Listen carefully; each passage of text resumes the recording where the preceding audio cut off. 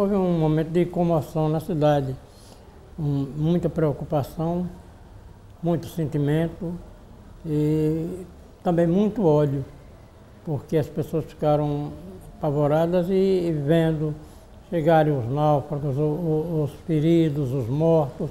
Então houve muita comoção mesmo, foi um momento muito de apreensão, a cidade toda se transformou e foi muito triste.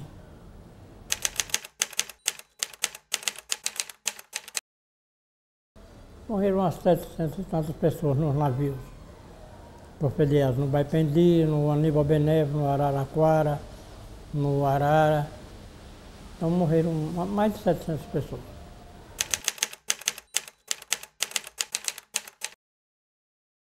Tinha os artistas plásticos, os pintores, tem dois irmãos, Álvaro e Florival Santos, se destacaram muito.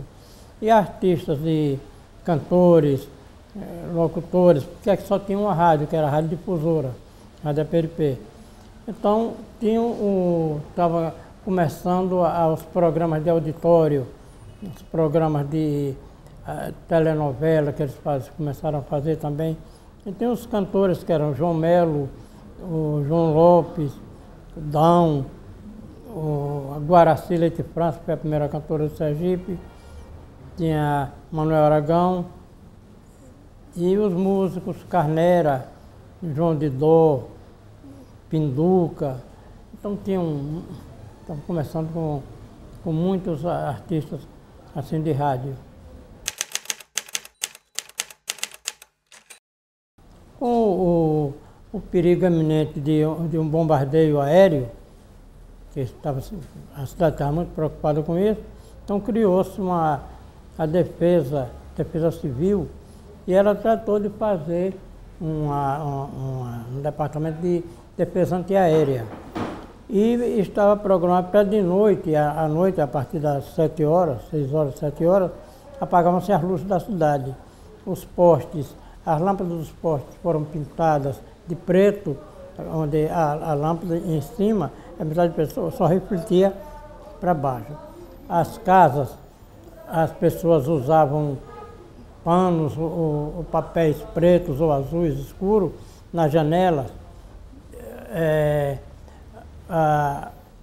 Na rua tocava-se o toque de recolher, ninguém saía na rua, ninguém podia acender um fósforo na rua, nem nada. Os carros paravam e quando tinham de andar as ambulâncias e tal, andavam com uma luz que em cima, da parte de cima, era escura, para só refletir para baixo. Então, tinha um toque de recolher, proibido as reuniões públicas, e só quem tinha direito a andar nas ruas, depois de 9 horas, eram os artistas de rádio, os artistas de cassinos, dos cabarés, e os operários. Aracaju era abastecido por navios.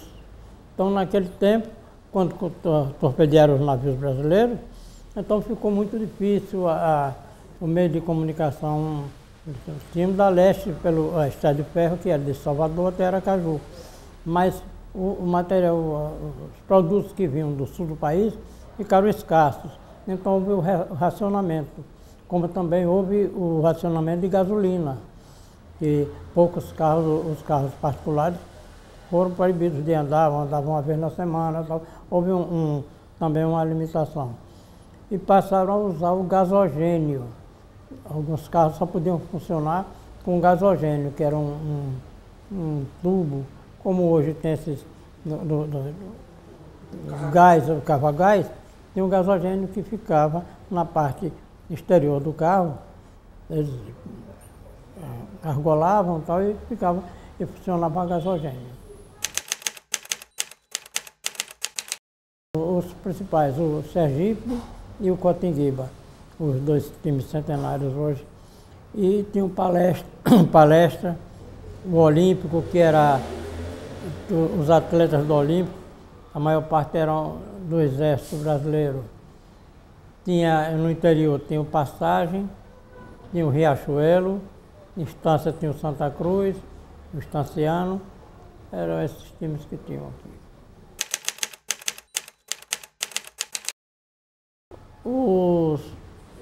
Os quinta colunas torciam pelo eixo, pelo Hitler, né, o eixo.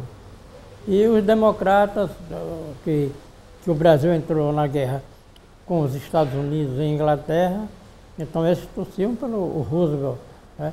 Eram adeptos do Roosevelt também, contra Hitler, mas quinta colunas tinham aqui algumas em Sergipe. Não tinham assim italianos, comerciantes como Nicola Mandarino, o Vicente Mandarino, que eram dois irmãos que sofreram também repressões. Os frades, que eram os frades do convento do Santo Antônio, que eram alemães, então eles também sofreram represália. Falam que eles transmitiam, que eles deram um apoio logístico para os submarinos, por exemplo, mantimento do submarino, combustível, né?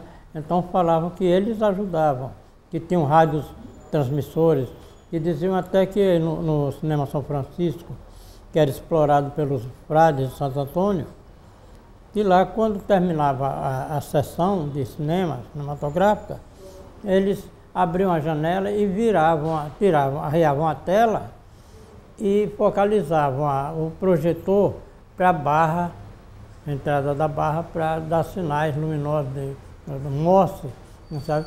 Se comunicar com os submarinos alemães. Isso é o que contavam e foram lá, tiraram os aparelhos, talvez nem tenha sido isso, esses aparelhos que fizeram essa traição. Mas no auge, o desespero, todo mundo pegava, se pegou um rádio receptor, esse rádio era transmissor, tal.